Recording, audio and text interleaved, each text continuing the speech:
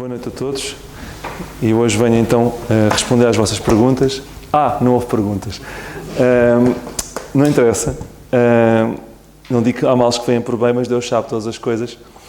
E eu acho que o tema que vos vou apresentar é importante. Tudo é importante, mas acho que este é um tema que se calhar vocês não dão nada por isto. O que é isto? Vou-vos falar sobre... isto é curioso, porque eu já falei sobre, numa mensagem, 4 livros. Já falei uma vez sobre um livro. Já falei sobre um capítulo. Já falei sobre um versículo. Já falei sobre uma palavra. E até na última mensagem falei-vos de uma vírgula. Mas nunca vos falei de uma página em branco. É hoje. Hoje vou-vos falar da página em branco que separa Malaquias de Mateus. E vocês vão me perguntar, tu vais divagar, isso não é biblicamente correto. É, porque aquela página em branco tem informação bíblica profetizada noutras partes da Bíblia. E é isso que vamos descobrir. É como se Deus tivesse a página em branco, que temos de descobrir o que está lá escrito. E se tivermos o cuidado, vamos descobrir com algumas técnicas o que é que Deus escreveu, que não se percebe, mas está naquela página em branco. E mais do que isso, aquela página em branco permite-nos perceber as condições que levaram ao Senhor Jesus Cristo a aparecer. Mais curioso ainda, aquela página em branco permite que o próprio apóstolo Paulo apareça em cena. Eu vou-vos explicar tudo isso. Aquela página em branco permite-vos entender todo o contexto no qual o Senhor Jesus Cristo aparece. Coisas como sinagoga, saduceu, fariseu, festa de dedicação, tudo isso apareceu nas páginas em branco. E ninguém sabe muitas vezes como é que as coisas acontecem, como é que aquelas palavras acontecem, o que é que aquilo é, e hoje vou-vos tentar explicar o que é que isso tudo é. Porque isso também é cultura bíblica. Além disso, aquelas páginas em branco dão uma grande verdade prática, profunda para as nossas vidas, que só por isso devia ser estudada e que eu vou-vos deixar no final. Ok? Já falei. Não falei. Vou começar. Quando encerramos o livro de Malaquias e abrimos o Novo Testamento, se repararem e se lembrarem, Malaquias faz uma alusão, faz uma ponte para o Novo Testamento, fazendo profecias de João Batista. Ok? E quando termina o Velho Testamento e começa o Novo, vocês podem pensar, está tudo certo. Há profecias de João Batista, começa o João Batista, está bem, ok? O que é facto é que entre Malaquias e Mateus há 400 anos de hiato. Então vocês já ouviram volta e meia aqueles programas de rádio, vocês estão a ouvir o rádio, e de repente há uma quebra da frequência, não é? Mas não é da energia, é da emissão, mas eu queria dizer outro nome, mas whatever, vocês entendem. Onde é que isso está? É sem sinal. O rádio perde o sinal. E vocês, quando outra vez apanham o sinal, está a dar outro programa completamente diferente, vocês pensam, bolas, perdi o programa. Isto é passagem de Malaquias para Mateus. Vocês acham que perderam tudo? Não, hoje vamos perceber o que é que se passou naquele tempo em que o sinal esteve perdido. Hoje eu vou-vos falar sobre a perda de sinal. O que é que se passou naquela perda de sinal? Quando o Velho Testamento fecha em Malaquias, acompanhem-me, não se distraiam. Quando o Velho Testamento fecha em Malaquias, o mundo está sob domínio persa. Quando abre em Mateus, está a domínio romano. O que é que se passou? Quando o Velho Testamento fecha, há 50 mil judeus na Judeia. O primeiro êxodo da Babilónia. Houve 3. Houve 3 cativeiros e houve 3 êxodos de volta. O primeiro é quando Malaquias fecha. 50 mil liderados por Zorobabel. Quando abrimos em Mateus, há milhões de pessoas na Judeia. O que é que se passou? Quando o Velho Testamento fecha, o povo está a começar a edificar o templo, e mal. E Ageu e Malaquias insistem para que eles trabalhem, para que deem importância ao templo. Lembram-se do que eu vos falei? Quando abre Mateus, o templo está construído e Jerusalém é uma cidade, é uma metrópole importante naquela zona toda, do Médio Oriente. Quando o Velho Testamento fecha, em Malaquias, há um governador chamado Zorobabel, que é um homem fiel. Mas quando o Novo Testamento abre, há um indivíduo chamado Herodes, que nem sequer judeu é um idumeu, da zona lá atrás de Petra, aí da Jordânia, e que é um indivíduo que é tudo menos fiel. O que é que se passou? Quando o Velho Testamento fecha, as potências regionais estão desligadas entre si. Existem potências grandes, mas desligadas entre si. Ok? Como se fossem ilhas. Quando o Novo Testamento abre, existe uma superpotência chamada Império Romano, que ligou praticamente as várias microzonas do mundo, conhecido de então, e o mundo está todo ligado. O que é que se passou? Quando o Velho Testamento fecha, já vou terminar, quando o Velho Testamento fecha, existe um sistema religioso assente em sacerdotes e profetas. Quando o Novo Testamento abre, fariseus e saduceus. O que é que se passou? Nunca se questionaram dessas coisas. Quando o Velho Testamento fecha, existe um sistema linguístico assente no hebraico e no aramaico, que é a língua que eles aprenderam no cativeiro na Babilónia. Quando o Novo Testamento começa, além destes, e o hebraico muito em desuso, temos o latim e o grego. Já lá vou chegar. O que é que se passou? É importante ter respostas para estas diferenças. E é vital que tenhamos cultura bíblica. Se alguém tem que ter cultura bíblica, somos nós. Ok? E eu não vou falar sobre história. Eu vou falar mais do que história. Eu vou falar sobre Bíblia também. Vou falar de coisas profundas para a nossa vida prática. Mas também algo de história, que é importante. Deus, nestes 400 anos, continua a fazer o que sempre fez. E continua sempre a estar a fazer hoje. Aparentemente, Ele também não fala através de anjos nem de profetas, certo? Vocês poderão dizer, está em silêncio. Não, não está em silêncio. Já como dizia John Nelson Darby, Deus, no palco do mundo, Ele trabalha por trás dos cenários, fazendo muitos cenários, mas que ninguém vê por trás da cortina. Naqueles 400 anos de hiato, de perda de linha, Ele fazia isso. E vocês vão ver isso. Assim como faz hoje, da mesma forma. Se vocês lerem Hebreus 1.1, ainda bem que a Vana está cá, porque se eu estiver a acelerar, olho para ela e percebo. Hebreus 1, eu cito, havendo Deus antigamente falado muitas vezes e de muitas maneiras aos pais pelos profetas, a nós falou-nos nestes últimos dias pelo Filho. Deus continua a falar de muitas formas diferentes também naquele hiato de tempo. Também continua a falar. Fê-lo em silêncio, sem profetas, sem juízes, sem legisladores, sem vozes do céu, sem anjos, durante 400 anos, aparente silêncio. E vocês não se queixam quando Deus não vos responde passado um mês. Deus nunca dorme. Vamos ver nestes 400 anos que Deus agiu de forma geopolítica, cultural, religiosa. Vou tocar nesses 3 pontos. Geopoliticamente, culturalmente e religioso. Geopoliticamente. Eu já vou abrir a Bíblia. É já de seguida. O Velho Testamento, como sabemos, termina com o domínio persa. Ciro faz um edital. Ok, podem sair, podem começar a reconstruir. Estamos num domínio persa. Mais tarde, Artaxerxes também reforça. Podem continuar a construir. Nunca saímos do domínio persa. Quando abrimos o Novo Testamento, estamos no domínio romano. Ok? Leiam comigo.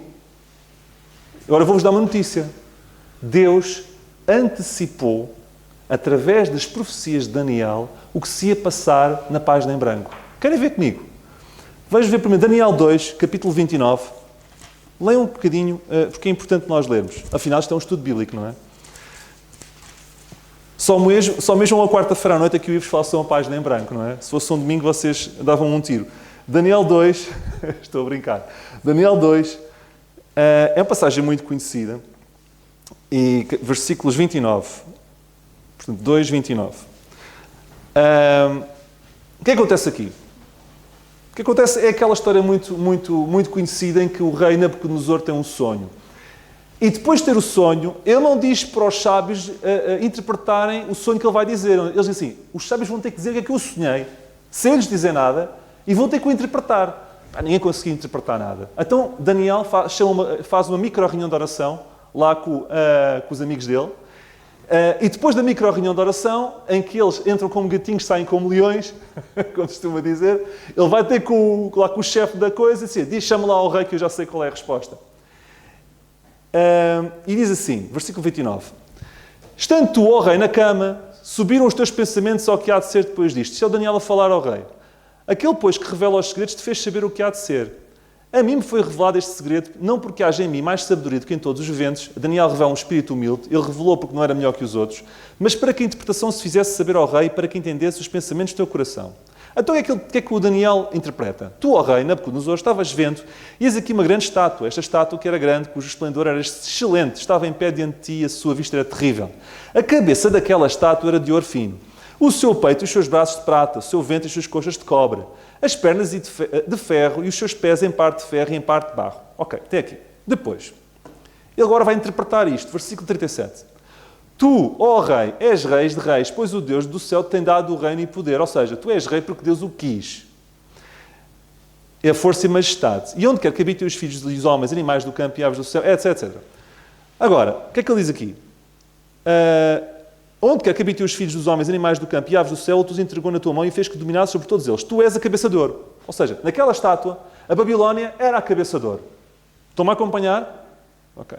Depois de ti, ou seja, o império que seguir ao império babilónico, se levantará outro reino inferior ao teu e será um terceiro reino de metal, o qual terá domínio sobre toda a terra. Ou seja, É um reino de metal, um material inferior ao de ouro. Qual foi esse reino que se levantou? Os Medo-Persas. Mas já vou reforçar isto, para que vocês possam perceber que é mesmo os Medo-Persas. Até aqui estamos em Malaquias, certo? Malaquias fechou aqui, no versículo 39, certo? Medo-Persas. Peço desculpa. Não. Depois disso está um outro reino inferior ao teu. Este aqui era o Medo-Persa. E um terceiro reino de metal.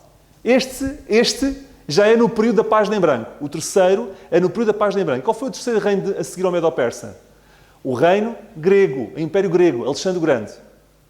E eu vou explicar-vos melhor, para que vocês vejam que é mesmo, não é divagação, não estou eu a sonhar. O próprio Daniel explica isso. O qual terá domínio sobre toda a terra, porque foi o Império maior. O Império Grego, de Alexandre o Grande, foi desde o Danúbio, norte da África, Médio Oriente até à Índia. Maior que o Império Romano. Por isso é que é destacado aqui como o maior. E o quarto reino será forte como o ferro, o Império Romano. Agora,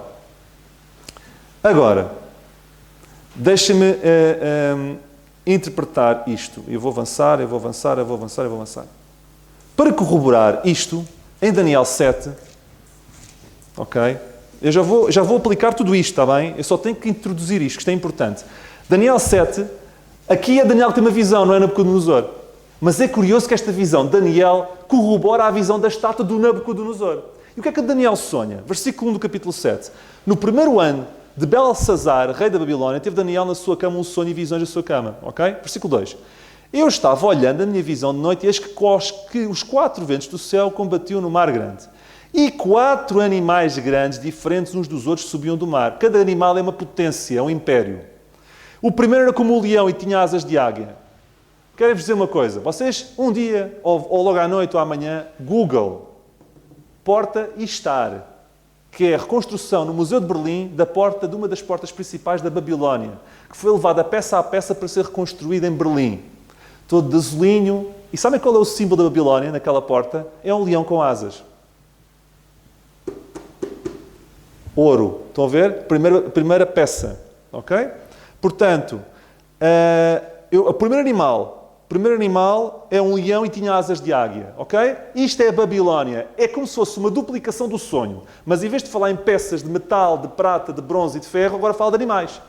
E começa pela mesma ordem. Ouro, agora é o leão com asas. Babilónia. A seguir.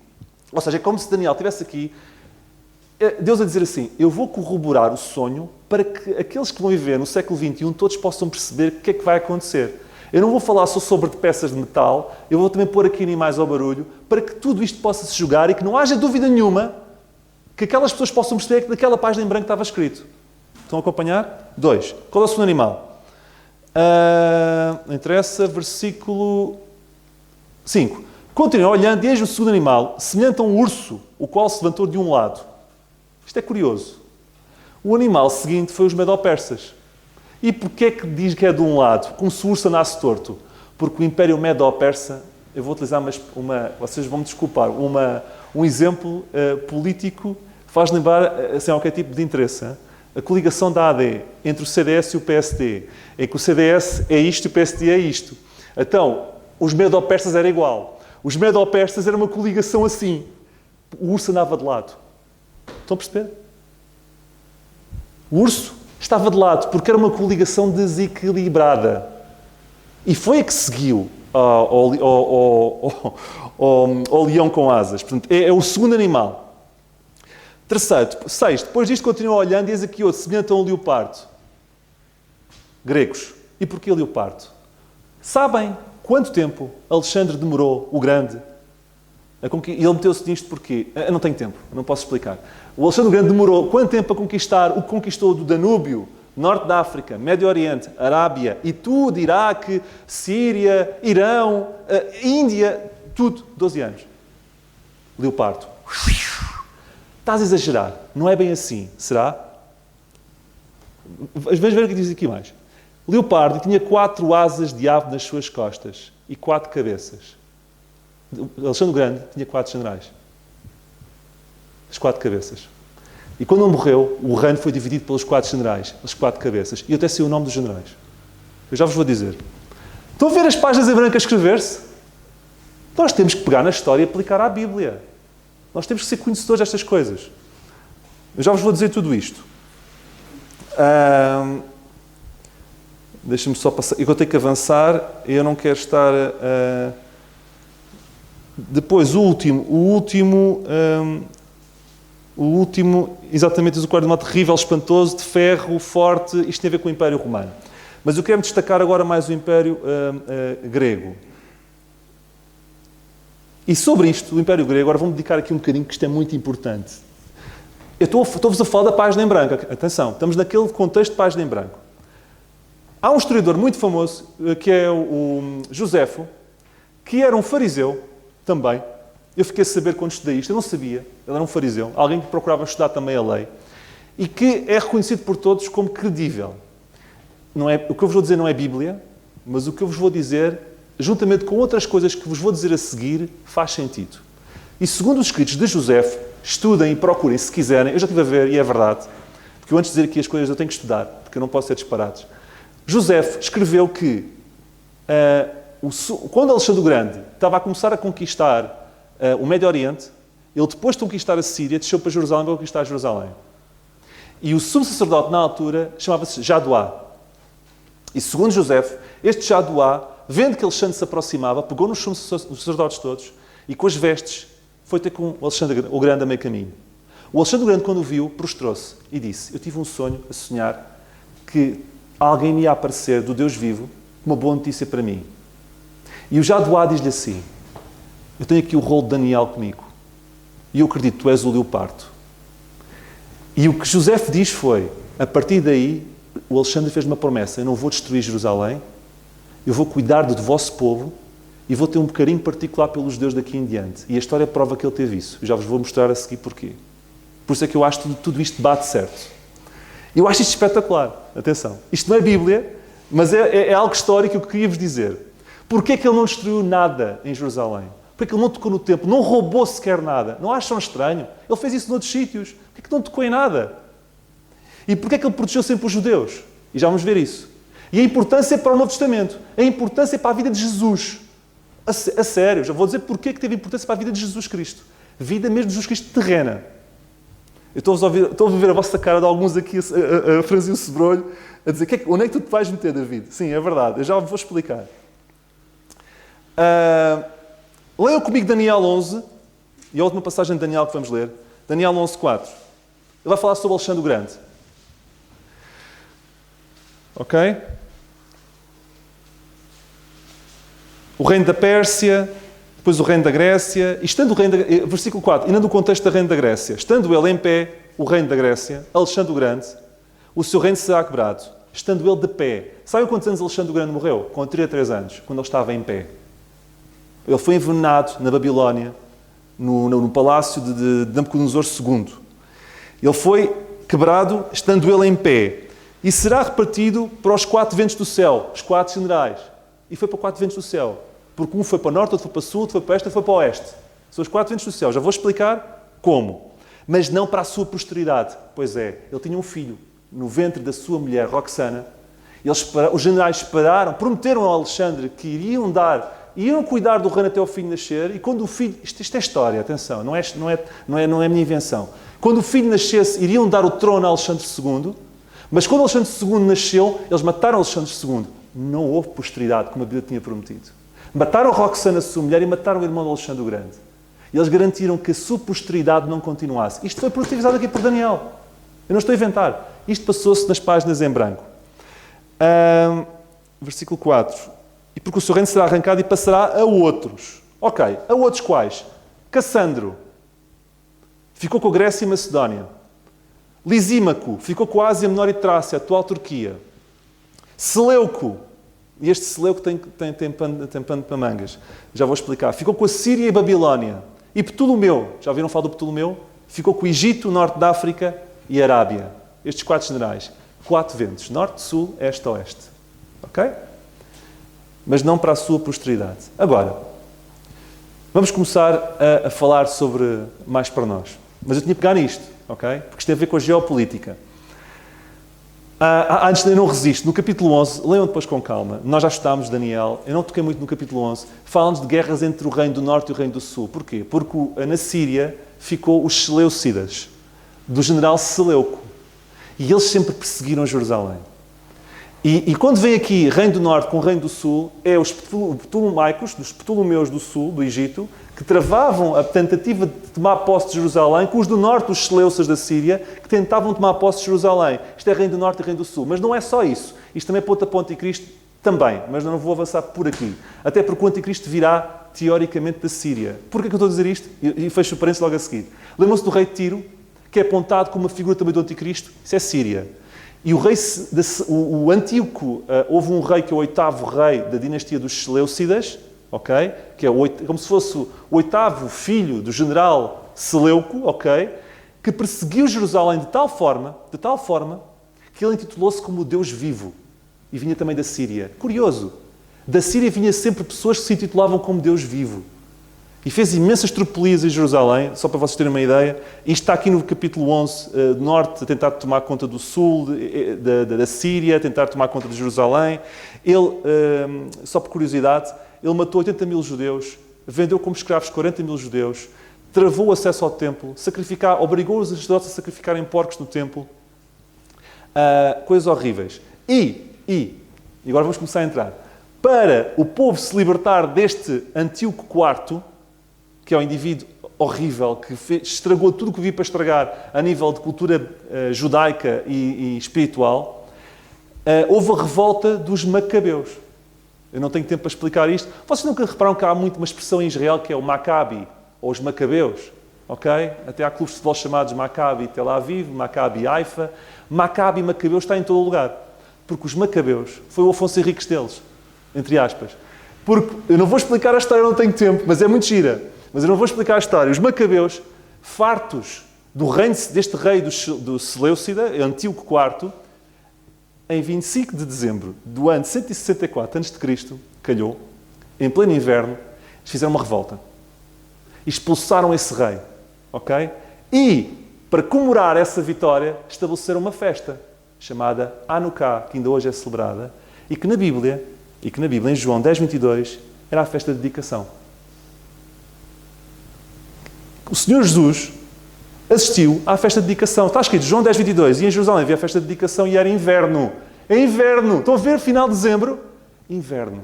Esta festa não há referências no Velho Testamento. Pois não, foi criada na página em branco.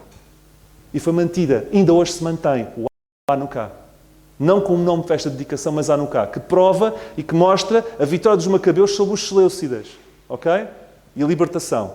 E é uma festa que aparece em Mateus, aparece no Novo Testamento, mas que festa é esta? Onde é que está no Velho Testamento? Está na página em branco. Estão a ver a importância? Esta é a primeira de várias que eu vos vou mostrar. No ano 63 a.C., estamos a avançar na página, ok? Aparece um general romano, já estamos no Império Romano, ok? Chamado Pompeia, este general, conquista Jerusalém e, como se não bastasse, faz um cinturão de cidades a norte para proteger Jerusalém, de 10 cidades, chamadas Decápolis. Não se lembram da palavra Decápolis? Em que Jesus Cristo andou pela zona da Decápolis? Pois foi criada aqui como um cinturão de segurança a norte na Galileia para proteger Jerusalém. 10 cidades, Decápolis. 10 cidades. Ok? E entramos no Império Romano, que fizeram 300 mil quilómetros de estradas, que uniram as distâncias. Foi fácil enviar cartas a partir daí. Foi fácil viajar a partir daí. E tudo isto foi escrito nas páginas em branco. Acham que quando Paulo aparece, não deu um jeitaço que houvesse um mundo todo encurtado com estradas e que fosse possível viajar sob a égide da Pax Romana, em que se podia viajar sem haver problema de serem atacados porque estavam todos dentro do mesmo império? Deus estava a montar as peças para que o apóstolo Paulo tivesse condições de pregar o Evangelho a todo o mundo conhecido então. Criando estradas, sendo fácil as viagens, sendo fácil a comunicação, sendo fácil enviar cartas, sob uma proteção de segurança e com uma língua única, que era o grego que dominava então, sendo fácil até a comunicação. E quando chegamos a Paulo, esta folha em branco permitiu que tudo isso fosse mais fácil. Estão a acompanhar? Não é porque... tenho que avançar, não posso falar sobre isto. Há aqui muita coisa interessante, mas eu não posso avançar. Mais tarde é colocado como governador da Judeia um idumeu, chamado Antípatro, o pai de Herodes. Idumeu, da zona da Jordânia Petra, ok? E o Herodes sucede-lhe. Um indivíduo fantástico, como vocês sabem. E ele pediu a Roma, isso eu não sabia, mas faz todo o sentido quando acontece a história de Jesus Cristo, quando ele nasce, Jesus Cristo nasce como homem. Ouçam esta história. Eu não sei, mas o Herodes pede a Roma um título especial que ninguém podia ter, ser chamado de rei. Ele conseguiu, Roma deu-lhe o título de rei dos judeus. Por isso é que quando os sábios aparecem, os sábios aparecem ao pé de Herodes, assim, onde é que está o rei dos judeus? Ele assim, calma lá, até eu demorei tanto esforço para ter este nome de rei dos judeus, não há outro que possa usurpar o meu nome. Estão a perceber um pouco do ódio que ele tinha por Jesus? Não é só porque tinha nascido o Salvador, mais do que isso, porque havia alguém que estava a ameaçar o seu posto. E só se percebe isso se analisarmos a página em branco. Ele lutou muito para ter aquele nome. Quem era esse Jesus que ia ocupar esse nome e ter o mesmo nome? E quis matá-lo por isso. Quando a gente percebe isto, percebe melhor o que se vai passar a seguir. Estão a perceber? E isto passa-se na página em branco. Mudança cultural. Vamos sair da geopolítica. Mudança cultural. Passamos do aramaico para uma língua grega predominante. Ok? No início do Novo Testamento existem 3 polos culturais. 3 no início do Novo Testamento. Roma, Babilónia e Alexandria. Vou falar de Alexandria um bocadinho. Sabem quantos judeus viviam em Alexandria, na altura? 1 milhão. Sabem porquê? Porque o Alexandre o Grande favoreceu. Está provado. Ele concedeu terras a judeus. Por isso é que eu acho que a história de José é verdadeira. Agora vou antecipar. Porquê que acham... Ainda hoje, sabem quantos judeus vivem no Egito? Eu não sabia. 18 milhões. Vive mais pessoas no Egito, judeus, do que provavelmente na terra de Israel. Passa à frente, fecha parênteses. Porquê que Jesus Cristo, quando fugiu de Herodes, foi para o Egito? Porque havia um cluster de judeus lá, muito forte. Ele sentia-se em casa. Agora percebo porquê. Estão a perceber porquê? Ele não desceu ao Egito como sinal de fraqueza, como Abraão fez. Ele desceu ao Egito porque era a zona mais parecida com Israel, onde se podia cultuar a Deus como deve de ser. Porque havia coisas que eu vos vou explicar que eram sinagogas que apareceram também nesta altura, na página em branco. Estão a perceber? Ele foi para o Egito porque era familiar. Porque havia um cluster. É como os portugueses, há uns anos atrás, irem para Paris, porque aquilo era Portugal. Havia cafés portugueses, restaurantes portugueses, igrejas portuguesas. Estão a ver? É como se estivesse em casa. Foi para o Egito. E isso deveu-se a Alexandre o Grande. Ok? Deveu-se a Deus, que moveu as peças. Na página em branco. Ok, já falei sobre o Senhor Jesus Cristo que desceu ao Egito e porque é que ele desceu, etc. Entretanto, com a chegada do Império Romano e a massificação da língua grega, existe um rei, Ptolomeu. Onde é que estavam os Ptolomeus? Um daqueles generais de Alexandre o Grande, que foi para o Egito, chamado Ptolomeu Filadelfos, em que ele incentivou que se traduzisse a Bíblia do hebraico, porque o grego estava-se a manifestar de tal forma que tinha que haver uma tradução para a língua corrente do mundo, na altura, que era o grego. Então ele incentivou que se traduzisse o Velho Testamento para o grego. E surgiu a Septuaginta. Estão a perceber agora? O grego estava a imperar. Já não percebe o hebraico é uma língua quase morta, porque estava a morrer aos poucos. E então foi preciso traduzir aquilo tudo para o grego, através deste Ptolomeu. Septuaginta, no fundo é a escritura, é o Velho Testamento, neste caso o Pentateuco, traduzido do hebraico para o grego. E era a Bíblia que muitos liam no tempo do Senhor Jesus Cristo. Estão a perceber? E isto foi desenvolvido na página em branco. No início do Novo Testamento, então, temos um caldeirão cultural, de cultura grego-romana e hebraica, e não é por acaso, quando Jesus Cristo é crucificado, as 3 línguas que são colocadas na tábua, lá em cima, são estas 3. Quais são? Romana, grega e hebraica. Porque eram as 3 línguas que eram faladas no Novo Testamento e que foram sendo desenvolvidas, maturadas na página em branco. Mudança religiosa. Eu tenho que avançar. No ano de 586 a.C., todos devem saber esta data de cor. O que aconteceu no ano de 586 a.C.? Foi destruído o quê? O templo, Jerusalém... Não sabem, eu não acredito. Foi destruído, o rei Nabucodonosor arrasou por completo na 3ª invasão a Jerusalém. E muito desse povo foi deportado, mas outro espalhou-se. Ok? Muito espalhou-se. E então, eles deixaram de... Quando estavam na Babilónia, deixaram de poder cultuar a Deus num templo. Não havia templo para cultuar. O que é que eles se focaram? Ok, não vou conseguir cultuar a Deus num templo, mas vamos agarrar às Escrituras e estudá-las. E nasceram os escribas. O escriba em si nasceu no contexto de cativeiro, uma necessidade de tradução das Escrituras para que continuasse a haver uma conexão com Deus. Para o aramaico. A expressão escriba que aparece no Novo Testamento não havia no Velho Testamento, pelo menos no que toca à nação de Israel, noutros povos sim, porque foi desenvolvida por necessidade, para tradução, para que o povo continuasse agarrado a Deus. Ok? E nasce aí. na página em branco. Quer dizer, mais ou menos, porque já vinha de antes da Babilónia, mas não interessa. Mas foi desenvolvido antes. Agora, o que eu vos quero dizer é outra coisa. Eles estavam dispersos. E naquela página em branco, nesse período de tempo, 10 a 10, tinham que ser pelo menos 10, começaram a se reunir para estudar as línguas, a Bíblia traduzida também pelos escribas. E no grego, o que eles reuniam-se em sinagogas, para estudar os escritos. Eles estavam espalhados pelo mundo e pelo menos tinham que ser 10 pelo menos para se reunir. Então 10 a 10 ou mais reuniam-se para estudar em sinagogas as escrituras. Não tinham templo, tinham que se agarrar a algum lado. Então não tinham templo, tinham que fazer uns ajuntamentos que chamavam-se sinagogas. Então havia muitas sinagogas. Agora pensem comigo. Se isto aconteceu porquê? Reparem, o apóstolo Paulo, então agora vamos juntar peças. Com o Império Romano conseguiu deslocar-se fácil. Sob paz. Mandou cartas de forma fácil. Sem problema nenhum. E tinham de ir sinagogas. Porque os primeiros sítios onde ele foi às sinagogas. Como é que elas surgiram neste contexto? Porque no princípio Paulo deslocava-se às sinagogas. Tinham que existir sinagogas. Que era um ajuntamento que foi criado por necessidade, por não haver templo, ao longo desta página em branco. Para quando Paulo entrasse em cena, ele sabia onde é que tinha que ir. Estão a ver tudo a acontecer para que as peças se juntassem mais à frente?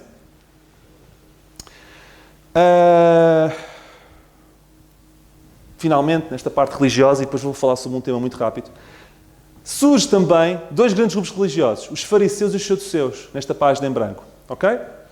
Os fariseus eram os ritualistas. Ok? Porque até então tínhamos os sacerdotes e os profetas. Os fariseus eram aqueles ritualistas, legalistas, queriam seguir a lei ao máximo, tudo o que era recomendação. Eles queriam saber alguma coisa, o que é que Moisés diz sobre o assunto? Então, o que é que Moisés diz sobre o assunto? Moisés não fala, não quer saber. O que é que Moisés diz sobre... Os fariseus eram assim, ok? Nasceram nesta página em branco também. Tanto é que eles tiveram grandes problemas. Não foram os saduceus que tiveram problemas com Jesus, foram os fariseus, os ritualistas, os legalistas. Ok? Mas inicialmente eles até eram indivíduos à maneira, porque os fariseus significa separados. E há exemplos de fariseus interessantes da Bíblia. Gamaliel era um fariseu. José era um fariseu. E o apóstolo Paulo também era fariseu. E ele fazia a coisa by the book.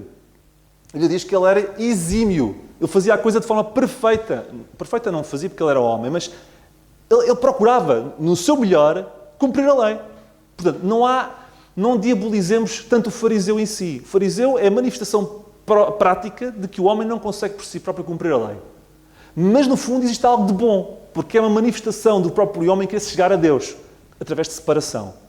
Mas provou-se não ser suficiente. É o que Paulo diz, eu tentei, mas não consegui. Olha o que eu tentei mesmo. Estão a perceber? Os fariseus eram estes. E apareceram depois os saduceus. Os saduceus são aqueles que não acreditavam no sobrenatural. Ressurreição, não. Milagres, não. Anjos a falar, não. Eu acredito em tudo o que possa ser provado. Sobrenatural, não. Por isso é que quando a igreja primitiva começa a aparecer através de Pedro, ok? Os problemas iniciais não são com os fariseus, são com os saduceus, que eles puseram a ressurreição de Cristo em causa. Porque não acreditavam no sobrenatural. Estão-me a acompanhar ou estou a falar rápido demais? Se tiver, digam-me. Os saduceus eram os tipos aristocratas religiosos, porque eles controlavam também o sinédrio. O que é o sinédrio? É um conjunto, salvo erro, de 70 mais importantes ou mais poderosos da classe judaica. Curioso, não é? Mistura de religião com poder. Eram os saduceus. Os que não acreditavam em nada de espetacular. E entre os saduceus e os fariseus não se estavam muito bem. Então, em suma, antes de passar ao último tema, que é um tema que vai demorar 5 minutos. Temos paz romana, temos língua comum, meios de comunicação comuns, judeus dispersos por todo o mundo reunidos em polos chamados sinagogas. Então nós lemos Gálatas 4:4. Eu vou ler. E este versículo é fantástico depois de estudarmos o que estudamos hoje. E que Paulo diz isto. Vindo a plenitude dos tempos, Deus enviou o seu Filho. O que é que Paulo quer dizer? Quando tudo estava no sítio certo, Deus enviou o seu Filho. É o que quer dizer. Quando a página em branco ficou escrita, Deus enviou o seu Filho. Quando tudo estava montado, Deus enviou o seu Filho. E ele podia dizer, Deus enviou o seu Filho, e quando tudo estava montado, eu também apareci em cena, porque me deu jeito o que foi feito antes. Percebem? E, portanto, recito outra vez John Nelson Darby, os caminhos de Deus estão por trás do cenário, mas Deus está em constante movimento por trás do cenário. E foi isto que se passou na página em branco. Agora, quero-vos falar sobre a divisão mais importante da Bíblia e vou demorar 5, 10 minutos, 7 minutos com isto. Será o Velho Testamento, vou entrar agora em Mateus, e será que isto está bem dividido, Velho Testamento, Novo Testamento? Com que base é que foi feita esta divisão?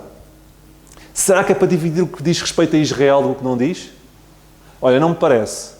Porque, para então, Gênesis não estava em testamento nenhum. Porque, até durante o livro de Gênesis, não aparece Israel como nação. Então, onde é que ficava Gênesis? Ficava no terceiro testamento? Já sei. É para dividir a lei do resto. Também não faz muito sentido, que a lei é dada em Êxodo 19 ou 20. E, portanto, até então, onde é que fica aquela parte da Bíblia? E Apocalipse também, fala muito da lei. Onde é que fica? Fica fora também? Já sei. É para agrupar os livros que dizem respeito a Bíblia fala em Novo Testamento. No Novo Testamento fala da expressão Novo Testamento. Pois é. Sei que a Bíblia fala, mas a gente tem que perceber o que a Bíblia fala. A Bíblia fala. Em Hebreus 9, 15 e 16, isto. Por isso é mediador de um Novo Testamento. O que é o Novo Testamento segundo a Bíblia? Para que, intervindo a morte para a remissão de transgressões que havia debaixo do primeiro testamento, os chamados recebam a promessa da vida eterna. Ou seja, o Novo Testamento concretiza-se numa morte que vai remir as transgressões que haviam no primeiro testamento. Ou seja, só existe Novo Testamento com morte. Ok? Porque quando há o testamento é necessário que intervenha a morte do testador, Jesus Cristo. O Novo Testamento começa com a morte de Jesus Cristo. E cito também Lucas 22, 20, que diz: semelhantemente tomou o cálice, depois a ceia, dizendo: este cálice é o Novo Testamento, no meu sangue que é derramado por vós. O Novo Testamento começa com a morte do Senhor Jesus Cristo. Então, vamos lá ver. Então, se é a expressão Novo Testamento, tinha que começar no final dos Evangelhos. Ou seja, de Gênesis até Mateus 20 e tal, era o Velho Testamento, e a morte do Senhor Jesus Cristo, que é o Novo Testamento, do sangue do Novo Testamento, é que começava o Novo Testamento propriamente dito. Mas também não fazem isso. Bom, enfim, eu não consigo perceber o que é que os outros pensaram, porque eu não estou na mente deles. O que eu posso dizer é que Deus pensou. E o que Deus pensou, Deus é muito prático. Deus em Gênesis 1 pôs o índice remissivo da Bíblia. Quando a gente quer saber o que é que diz um livro, vamos ao início, não é? O que é que diz? No princípio criou Deus os céus e a terra. Certo? Está o índice remissivo da Bíblia. Em que Deus, a grande divisão da Bíblia é entre profecia e mistério. Entre revelação para um povo terreno e um povo celestial. Em que se lida com Israel e lida-se com a Igreja. Ok? E eu podia citar dezenas de versículos, só vou citar um versículo e vou terminar. Podia citar dezenas de versículos, mas cito apenas um, escrito por alguém que é insuspeito, que é Pedro. E se alguém que se calhar não gostava de Paulo, não estou a dizer que era o caso, atenção, era Pedro, porque Paulo tirou-lhe o protagonismo. Portanto, tudo o que Pedro for dizer de Paulo é completamente credível. Porque Pedro era o chefe, era o big boss da parada. O Paulo chegou e ele ficou de lado. O que é que Pedro diz de Paulo? O que é que Pedro diz sobre a divisão das Escrituras? Segunda Epístola de Pedro 3,16. Falando disto, como em todas as suas epístolas, ele diz, existem as epístolas de Paulo, entre as quais há pontos difíceis de entender, que os indoutos e inconstantes torcem, e igualmente as outras Escrituras, para a sua própria perdição. Pedro diz, faz a divisão. Pedro diz, existem as Escrituras de Paulo e as outras Escrituras. E segundo o que eu entendo, esta é a verdadeira divisão da Bíblia. Entre mistério e profecia. Entre as Escrituras e os escritos de Paulo e tudo o resto. Porque mesmo depois de Paulo, voltamos ao programa profético que estava antes. Entende o que eu estou a dizer? E se não for feito assim, é uma grande confusão, uma grande salada. Bem, o que eu tinha para vos dizer era isto, e disse isto em menos tempo do que eu achava, portanto eu acho que correu muito mal, devo ter falado muito rápido. Mas se tiverem uma dúvida ou uma questão, depois perguntem-me. Eu não tenho posto isto escrito em lado nenhum, tenho que afinar os erros que eu faço isto à pressa. E ainda agora, quando estava aqui a ver isto, percebi que troquei parágrafos e troquei coisas e eliminei coisas onde devia. Felizmente lembrava-me das coisas, algumas. E se Deus quiser, daqui a 15 dias, vamos iniciar o Novo Testamento. Que o Senhor nos abençoe.